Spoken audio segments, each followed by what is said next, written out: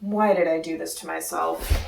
Hi, welcome to my channel. I'm Snappy Dragon. You can call me V, and I have a confession to make. I kind of hate hats.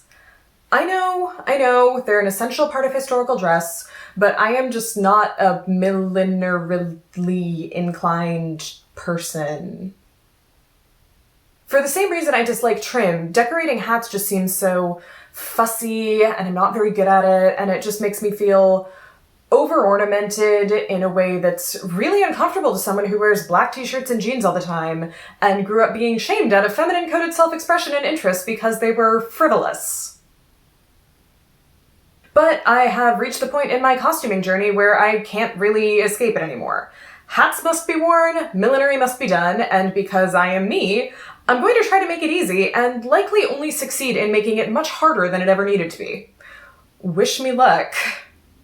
I thought I'd give you all a look at what I am actually like in the sewing room without the voiceover or pretty music hiding the grouchy old lady within.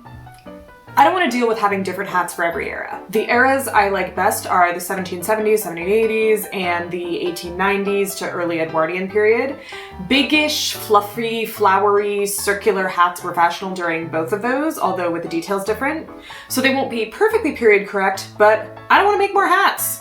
This is a felt hat of unknown fiber content bought at a local Ren fair, despite it not being one bit period correct.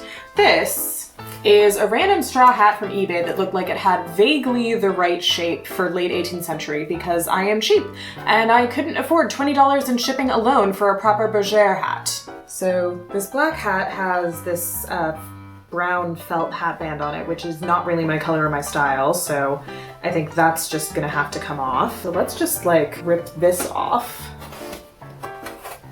I have this green wool that I felted to make a hat band out of. This is much more my color, so we're just gonna put some of that on. I'm going to try to sew this on because you saw how I had to physically rip that hat band off when it was hot glued, and I want to be able to possibly just like not ruin this nice, beautiful wool felt. But I've never sewed a hat. I've never sewed anything to a hat except a really weirdly made Victorian bonnet. Like, how are you even supposed to sew things to a hat? Well, I guess we'll find out. Do I start on the inside? I'm not sure I've ever sewn anything that felt more awkward. I'm taking like little tiny slip stitches on the inside of the wool felt, trying to make sure it doesn't show through to the outside because I don't want it to, and then poking back through to the inside of the hat. I have a feeling this is going to take a while. Good news is these don't need to take any strain at all, so I can space them pretty far apart. If I flip it upside down, it'll make a little more sense.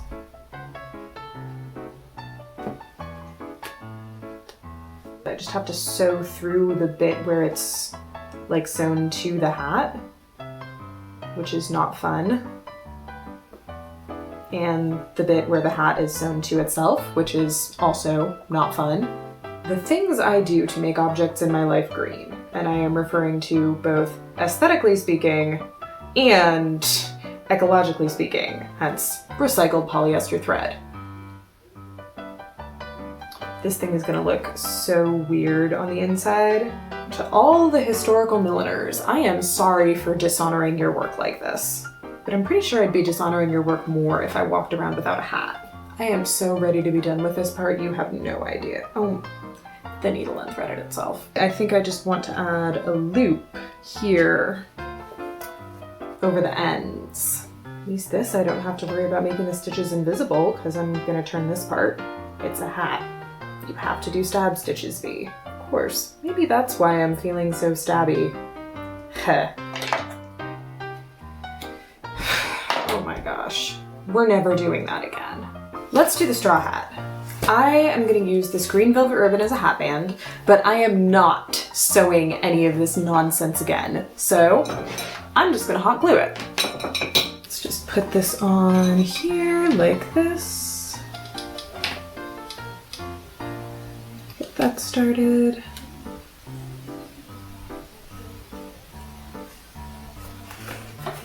I have a feeling this is going to be so much easier.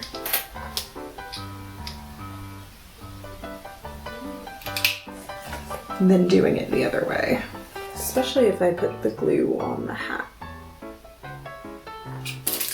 This is a pretty tiny glue gun though, so I get the feeling I'm gonna be going through these glue stick friends quick. That's fine. It's better than having to sew. Smooth everything out really nicely. Well, as nicely as I can. So I got kind of the reminder that it's okay, like that hot glue guns exist. They are a part of a costumer's arsenal from Lady Rebecca Fashions, who recently did a sort of late Edwardian era hat, which she used a hot glue gun for. Let me stick that down nice and thoroughly. That was so much quicker. I'm gonna add a loop to cover the end. Not just to cover the end though, but to give me something to attach my decorations to, because I'm gonna be putting my decorations on alligator clips, and that way I can change them out. So the loop gives me something to clip the alligator clips to. Right in there, just a little bit.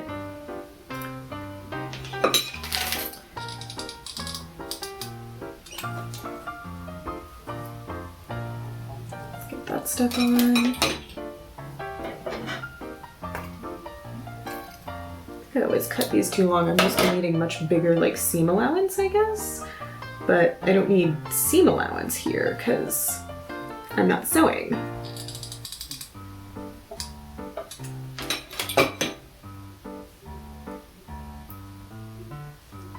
Just keep that held in place, and I should be able to pop my decorations on there no problem. And start playing with my alligator clips and my feathers. So I know I want to do one clip that's like big fluffy white feathers for this sort of 18th century or like more springy Edwardian hat. These guys aren't terribly long. They said 8 to 10 inches, and I think they're, you know, they always fall more on the 8 inches side when you buy cheap feathers, but I think they'll work. Yeah, if I put these three together like that, that'll give me a good bit of floof. Yeah, there we go. So I guess now I just sort of hot glue the whole lot together.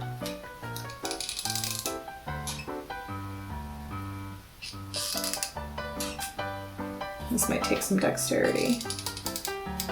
Put a line of hot glue down this clip. And then before it has a chance to cool, pop the clip behind the feathers. Oh, there's hot glue on my fingers. I can live with that. Oh yeah, this is not gonna quite hold together. Get a little bit more on in behind there. I think I'll consider it a successful day if I don't melt the cord of the glue gun putting it back. I don't think messing with that any further is gonna help it. I think I wanted to do a clip with black feathers and peacock feathers to look all nice and witchy. These guys are, I think, called peacock feather swords, and they've got this gorgeous green iridescence on them. Not you. That one's pretty short. These guys are all pretty short. I guess we'll just have to fake it. Start out just getting some glue on the clip.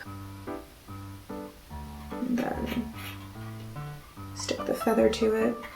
See how the white one's doing. Can I open the clip? Yeah, seems good.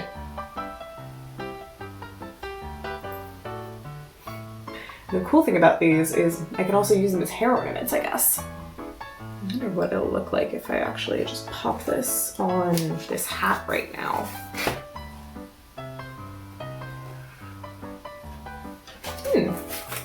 It's not massive, but I like it. Let's add a couple more feathers to this black one. Hot glue the back of the feather and then stick it down.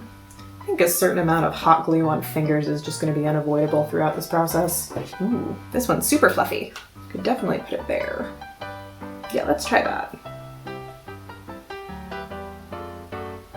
Oof, that actually hurt. Be more careful with glue guns than me. Yeah, I think that'll hold up. I like this one. This one almost has a bit of an eye on it.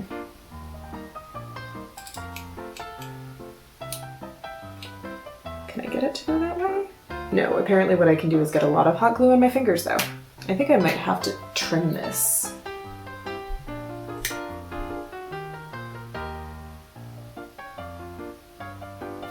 I'll be adding a couple other feathers too, so it's okay if it's hair messy.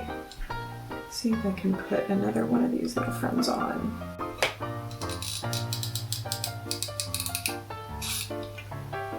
Just had to pull a burr out of a peacock feather. Okay, the little ridges this one has around its eye. I think I'll use this one. Glue threads everywhere, as usual. This is looking really nice so far. I'm super happy with this. Part of the reason I got these flowers was figuring I'd use them to like camouflage the join between the, like cover over the feather clips. Let's come back to the straw hat. I want to add the flower too, and I was thinking I'd have to put this on a clip, but now I'm thinking this wire on it is just about perfect. I can just loop that back around. Ends up going to show good quality supplies matter. Like when you buy proper millinery stuff, it actually helps you. Let's give it just like an extra couple inches and then I'll just nip the wire off because I know I'm not gonna need all this. Bend it like right there. Let's take this clip off and make it a little easier. I can slide it, come on, through the loop like that. I could add the feather sort of through the loop behind it. I can bend this wire up around and sort of lock it in place. There we go. That looks much nicer. Yeah, I think I'm happy with that. This is not a bad hat. At least for somebody who doesn't like hats. Now what I really wanted to play with was the peacock feathers on this black hat with the dark green band. Ooh, I love this. I don't even like hats. What am I saying? Why am I saying I love this? But I love this. I'm pretty sure when I see it, I'm even going to love this on modern me. But I do want to add this flower on. Snip it a little closer this time. Pull that leaf off, and I'm just gonna twist it around up here. Let's make sure I bend it so that it stays up.